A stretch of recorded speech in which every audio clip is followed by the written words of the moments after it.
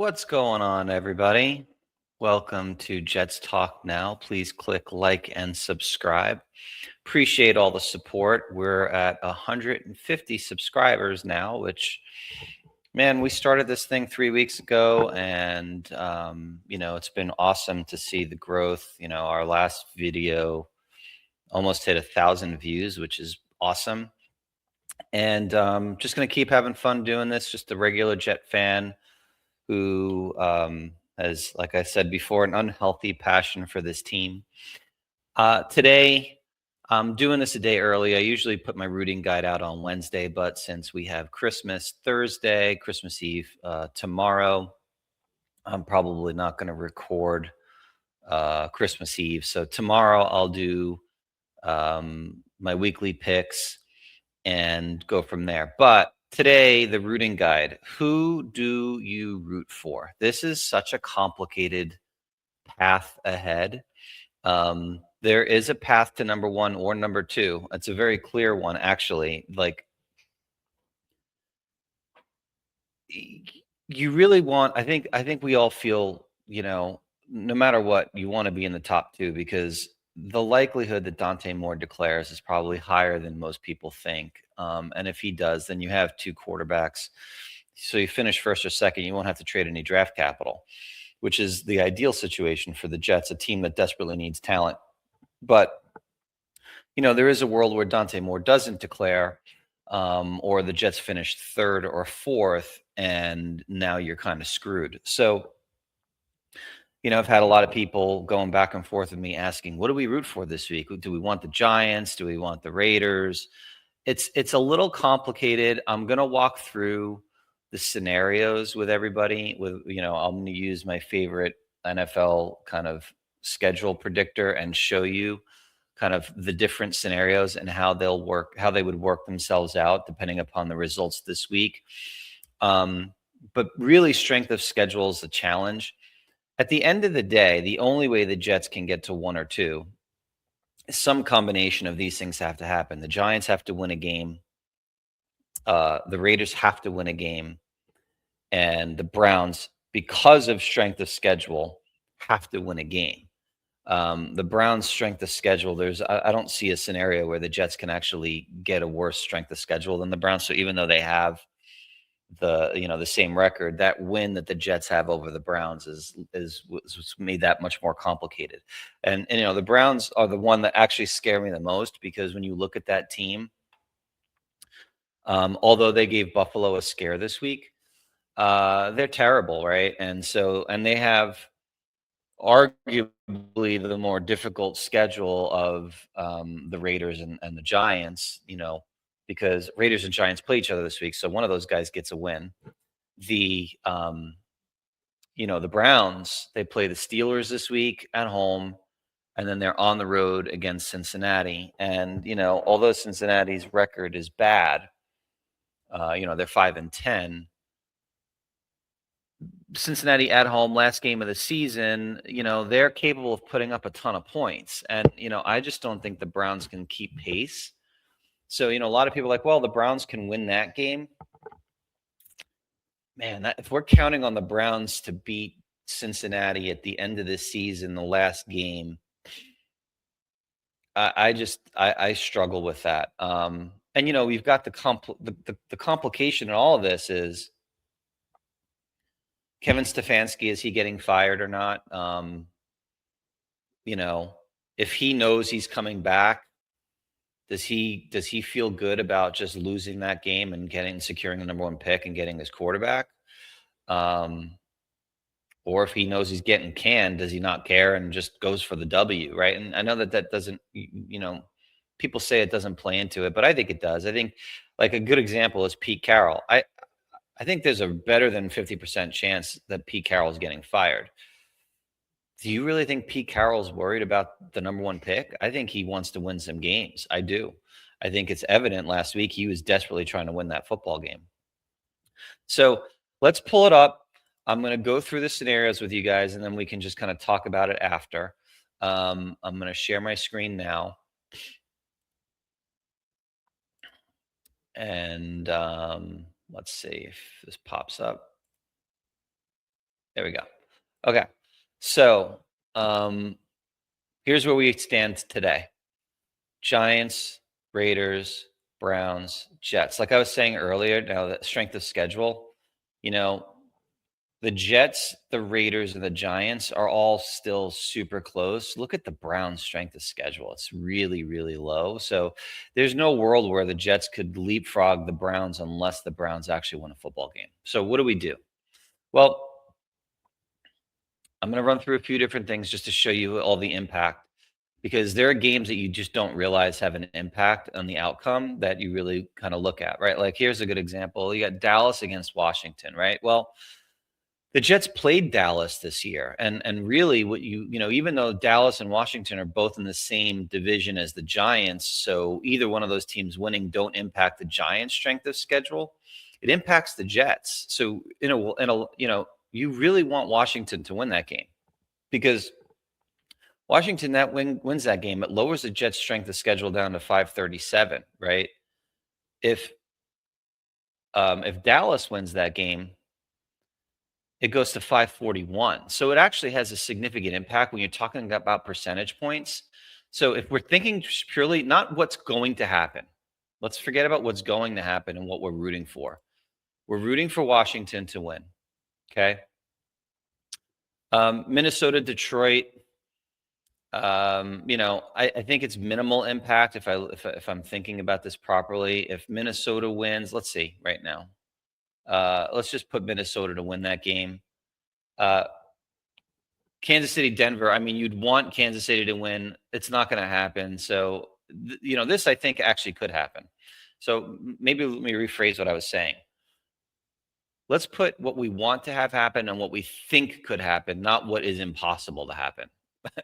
So Denver, Houston, and the Chargers. We're going to say the Chargers win that game. This is the first big domino to me. This is a Saturday football game. Okay.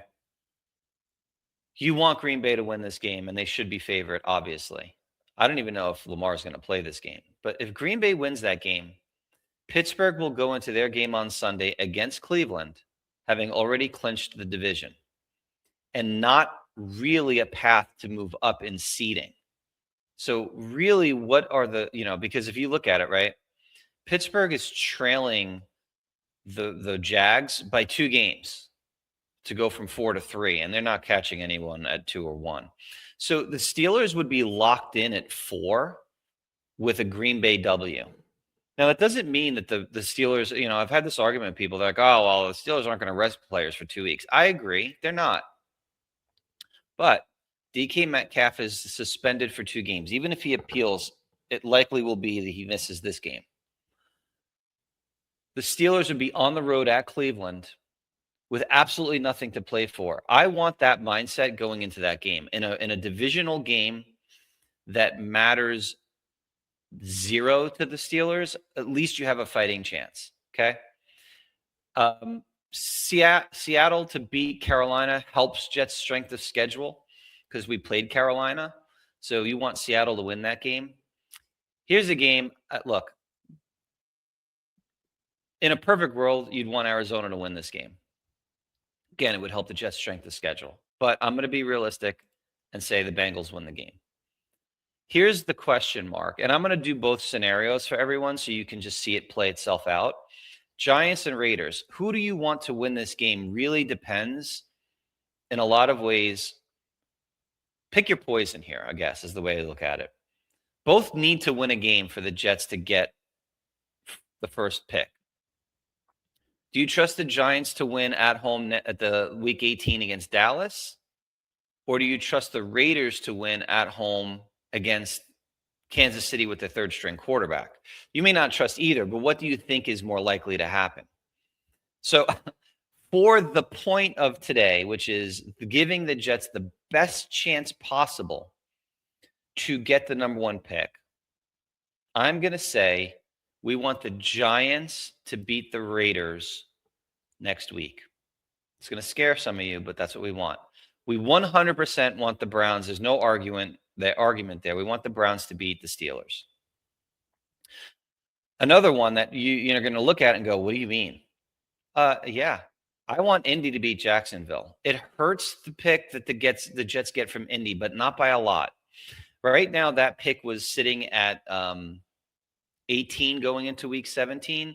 If Indy wins this week, it may go from 18 to 16, but it helps the Jets' strength of schedule because the Jets played Jacksonville this year, and you want them to lose. Okay, so Indy over Jacksonville. You want Tampa Bay to beat Miami. It's easy. Any AFC East team you want to lose hurts the strength of schedule. Well, helps our strength of schedule. Hurts the and it helps us a lot. Obviously, you want that. Here's another one. Do you want Tennessee at home to beat New Orleans? Why? The Jets played New Orleans this year. You did not. We did, so we want Tennessee to win that game. Can they? I mean, why not? They just blew the doors off of Kansas City at home. Why can't they beat Tennessee? Why can't they beat New Orleans just because New Orleans crushed the Jets? Come on. Big game here. You want Philly to beat Buffalo. There's no question you want Philly to beat Buffalo, and I'll show you why. Because, man, with strength of schedule stuff, if you flip a couple of these games, it really will impact our ability to get to number one. But let's say we want Philly to beat Buffalo. I think let's go with just there. And here's a game you want Atlanta to lose, and they should. So if all of that happens at the end of Week 17, yes, the Raiders have the number one pick, and you're like, oh crap, the Raiders need a quarterback.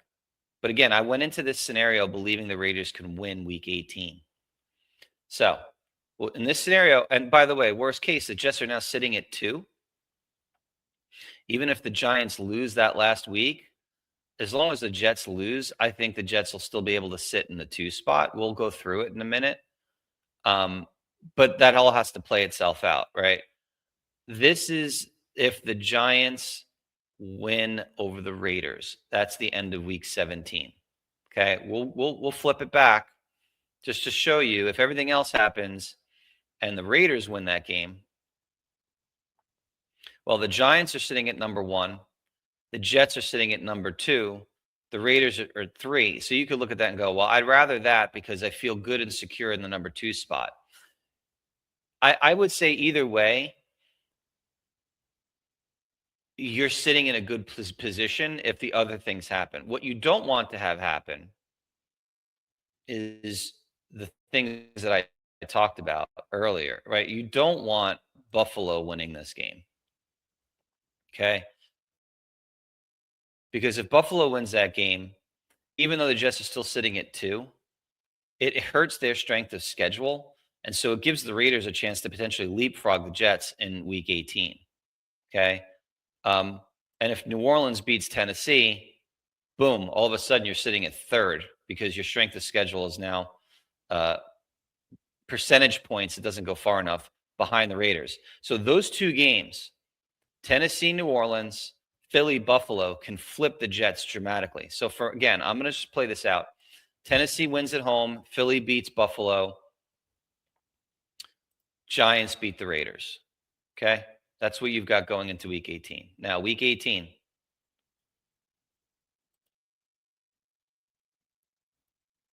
Okay?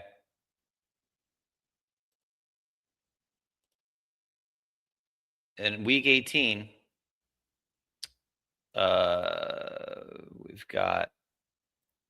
we believe, like I said, Cincinnati is going to beat Cleveland. I've got the Raiders beating the Chiefs. Dallas can beat the Giants in that scenario. And there you are. Right? Now, there's a few games that could still impact the strength of schedule here, which get me a little nervous. But the path to number 1 does exist, right? So if we just play this out, Chicago, where are we sitting here? Still sitting at 1. That don't have an impact on the Jets. That actually helps if New England wins that game. Green Bay over Minnesota, that should help. Philly. Pittsburgh will be resting everybody. That's kind of a toss-up game. Give it to doesn't really matter. The Jets played both teams. San Fran at home. And there you go. So in this scenario, the Jets would finish with the number 1 pick over the Giants, with the Raiders trailing in third. Okay. So that, that's the type of scenario that you could get. Now, if you flip it, let's just flip it and say the Giants were to beat Dallas. Jets are comfortably in first. The Giants would fall all the way to fifth. But then it'd go back to week 17 and give the Raiders that win over the Giants. The Jets would still have first place. So in this scenario here, right, if we go back to week 17, what do we want to have happen? Every game that doesn't be every game before Giants Raiders, right, that matter. Give me Washington to beat Dallas. That helps us. Okay. I'm not gonna tell you that it would be an awesome outcome if Kansas City finds a way to beat Denver. It's just not happening. We want Green Bay to beat Baltimore. Okay. We desperately want that to happen. Why? Because it gives us our best chance for Cleveland to upset the Steelers. We want the Seahawks to beat Carolina. Okay. We'd love Arizona to beat Cincinnati, but I don't have that as possibly happening.